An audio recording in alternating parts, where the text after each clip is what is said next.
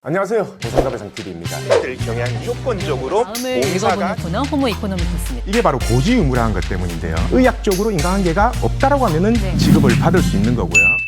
안녕하세요. 매일 새로운 정보를 드리는 채널 보상가배상TV입니다. 자, 오늘은 후유장애 보험금에 대해서 얘기해 볼 건데요. 자, 후유장애 보험금 중에서도 우리가 ADLS 장애로 평가하는 일반적으로 신경계 장애, 뇌 손상이나 척수 손상 등으로 인해서 신경계 장애를 끊는다라고 하면요. 대부분 의사한테 이렇게 장애 진단을 끊어달라고 하죠. 주치의한테. 그렇게 되면은 대부분의 주치의들은 신경계 장애로 평가하고 ADLS 장애로만 평가를 합니다. 근데 실제로는 그래요. 이게 80% 이상 후유장애가 되려면요. 혼자서 숟가락 드는 게 안 돼야지만 80% 이상 장애가 나옵니다. 근데 실질적으로 뇌 손상으로 인해서 침대에서 꼼짝도 못하지만 편마비로 인해서 꼼짝도 못하지만 숟가락은 들 수 있어요. 그러면은 80% 이상 장애에 해당이 안 된다라는 거예요. 그래서 대부분 주치의한테 이렇게 끊어달라면은 80%안 돼서 이 보험금을 청구 못 한다라는 겁니다. 자, 그러면은 이분들 같은 경우에 어떻게 해야지 장애보험금을 쉽게 받고 80% 이상 장애 당연히 나오거든요. 네. 80%가 뭐예요? 120% 나오죠. 네. 어떻게 해서 발급을 받고 어떻게 해야지 이제 장애보험금을 쉽게 받을 수 있는지 그 부분에 대해서 오늘 좀 알려줬으면 하고요. 네네. 실무적으로 굉장히 문제가 많은 장애평가 네. 방법인데요. 우리가 하반신 마비 되신 분들, 그다음에 뇌출혈로 인해서 편마비 되신 분들, 그렇죠. 이런 분들을 ADLS, 이동 동작, 식사, 배변 배뇨, 씻기, 옷 입기 이 5가지 일상생활에서 할 수 있는 행동에서 우리가 전부 다 안 되면은 장애 100%입니다. 근데 거기서 우리가 밥을 먹을 수 있다든지, 아니면 뒤처리를 할 수 있다든지, 옷을 갖다가 조금 입을 수 있다든지 그런 경우에는 장애가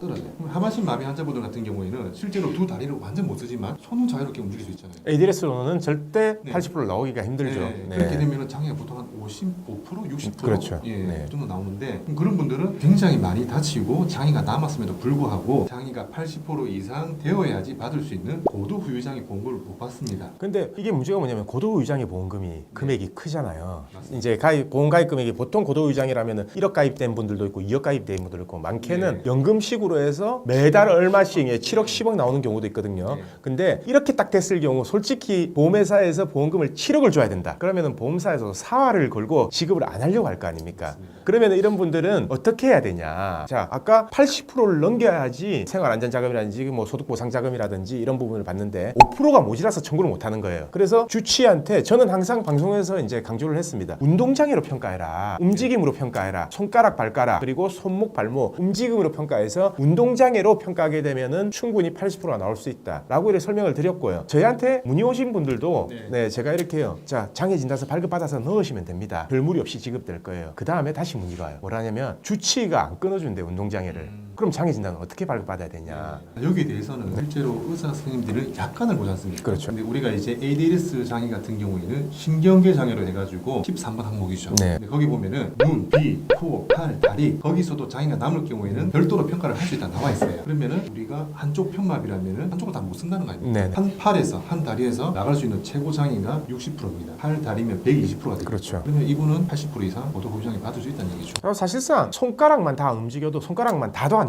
예, 손가락 2분의 1씩만 운동 강직이 돼도 손가락만 해도 30%가 나옵니다. 네, 맞습니다. 네, 그럼 양쪽 손 아니죠. 왜냐면 편마비니까 손가락이 30%, 손목 안 움직이면 30%. 그러면 손가락하고 손목만 해도 60%한 네, 거예요. 맞습니다. 그리고 발가락, 발목 하면 50%가 나오거든요. 네. 그 두 개만 해도 110%라는 거예요. 근데 이거를 담당 주치의나 뭐 수술했던 집도의나 그러니까 장애가 나오는 건 알아요. 주치의도 장애가 나온다는 건 알지만 이게 운동장애로 평가할 수 있다라는 거를 전혀 모른다라는 거죠. 저희가 얼마 전에 그 사건 수임을 받은 사건인데요. 네네. 이분이 상완신경청 손상으로 인해 가지고 네네. 한 발을 완전히 못 쓰는 사람입니다. 60%죠 그러면. 예. 네. 그런데 다른 법률사무소에서 소송을 갔어요. 그래서 장애 평가를 했는데 네. 장애 평가를 해준 그 감정이가 네. 회신을 어떻게 했냐면은 네. 별도로 적용할 항목이 없음 장애 0% 나왔습니다. 왜 그렇죠? 신경계 장애니까 ADLS를 평가하겠다는 거예요. 맞습니다. 옷 입고 다 된다. 네, 맞습니다. 밥 먹기 다 되지 않냐. 네. 그러면은 이제 그걸 그대로 진행이 됐던가요? 그래서 이제 네. 그쪽 법률사무소에서는 네. 이거는 우리가 못하겠다, 모르겠다 손을 놔버린 거네요. 라고 해서 타임을 하고. 결국은 사임하고 저희 쪽으로 넘어온 사건이죠. 그래서 신체 감정을 했어요. 저희는 지금 사실조회 신청을 보내놓은 상태입니다. 네, 이렇게 장애 말고 네. 운동장애로 평가해달라. 맞습니다. 약관에는 이런 운동장애에 대한 내용이 있기 때문에 네. 운동장애로 다시 평가해서 몇 몇 프로가 되느냐 네네. 그거에 대해서 판단을 해달라라고 이렇게 지금 요청을 한 상태고요.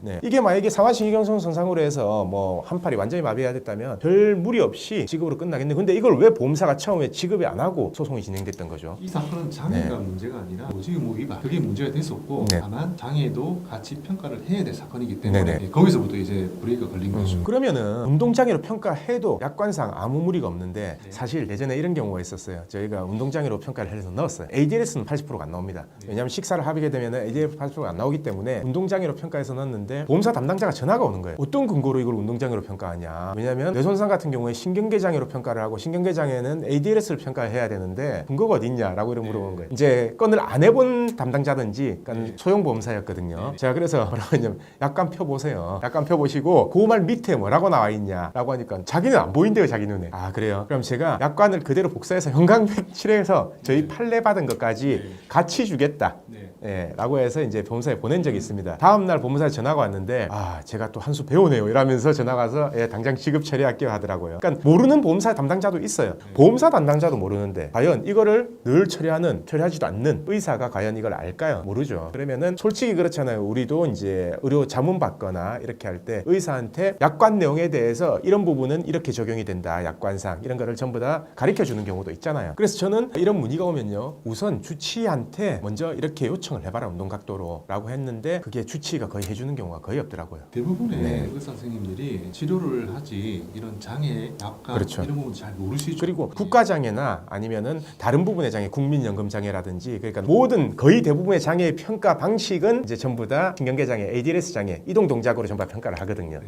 그러니까 유일하게 운동각도로 평가할 수 있는 게 개인적인 보험, 약관. 네, 약관이기 때문에 그 부분에 대해서 아마 선생님들이 잘 몰라서 그렇게 못 해주는 걸로 이제 이렇게 생각하시면 될 것 같고요. 네. 자, 최대한 그렇게 제가 지금 설명드린 내용들 그리고 앞서서 제가 편마비나 이런 신경계 장애로 인해서 운동장애로 평가 가능하다. 그래서 충분히 80% 이상 나온다라는 부분에 대해서는 설명을 많이 드렸었고요. 자, 안 보신 분들은 이 영상 말고도요. 제 다른 영상, 제가 촬영한 다른 영상도 먼저 보시고 의사한테 요청을 해보세요. 했는데 정 안 된다라고 하시면은 저에게 연락을 주시면은 처리가 될 수 있도록 이렇게 도와드리겠습니다. 자, 그러면은 오늘은 이 신경계 손상으로 인한 장애 이것도 운동장애로 평가할 수 있다. 그래서 보험금 80% 이상 장애라든지 아니면 50% 이상 장애 보험금 다 받으셔야 된다. 중요한 말씀을 드려고요. 고액보험금을 놓칠 수 있는 보험금 이거 1억, 2억, 수억 나오는 경우 많습니다. 그래서 이렇게 신경계 장애가 남았다라고 하면요. 꼭 이 담보는 체크해 보시길 바랍니다. 자, 그럼 오늘 방송은 여기까지 하고요. 내일도 새로운 주제를 가지고 오겠습니다. 오늘 방송 끝까지 봐주신 구독자분들 감사드립니다.